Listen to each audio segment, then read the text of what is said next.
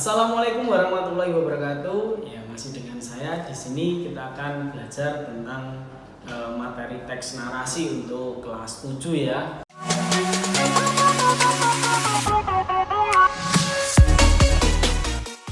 Untuk pengertian teks narasi itu sendiri adalah sebuah teks yang berisi tentang sebuah kejadian ataupun peristiwa imajinatif dengan tujuan menghibur pendengar ataupun juga pembaca di sini.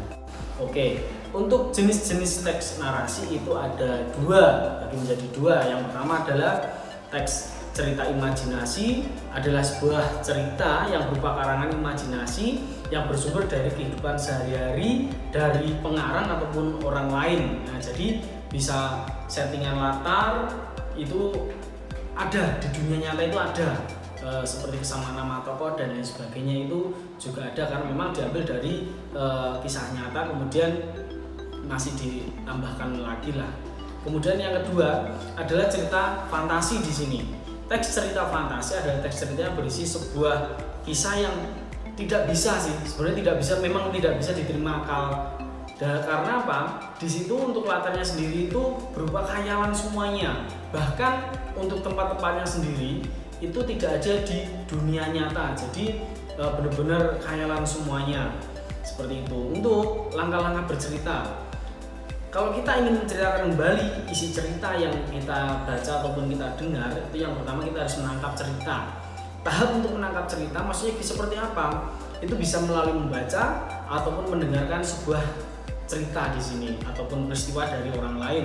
Kemudian yang kedua, tahapan yang kedua adalah merekam cerita dengan daya ingat. Nah, jadi kita menceritakan kembali itu juga memerlukan daya ingat yang tinggi. Karena apa?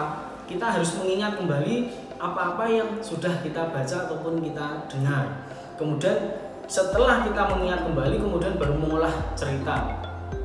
Maksudnya seperti apa? Dari pokok-pokok cerita itu kemudian kita kembangkan dengan bahasa kita sendiri. Yang berikutnya adalah memutar ataupun mentransfer cerita lagi. Nah, di sini yang dimaksud memutar ataupun mentransfer cerita adalah kita menyampaikan cerita itu dengan cara yang menarik agar apa?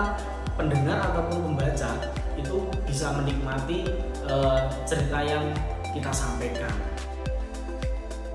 Oke, itu sekilas tentang teks narasi.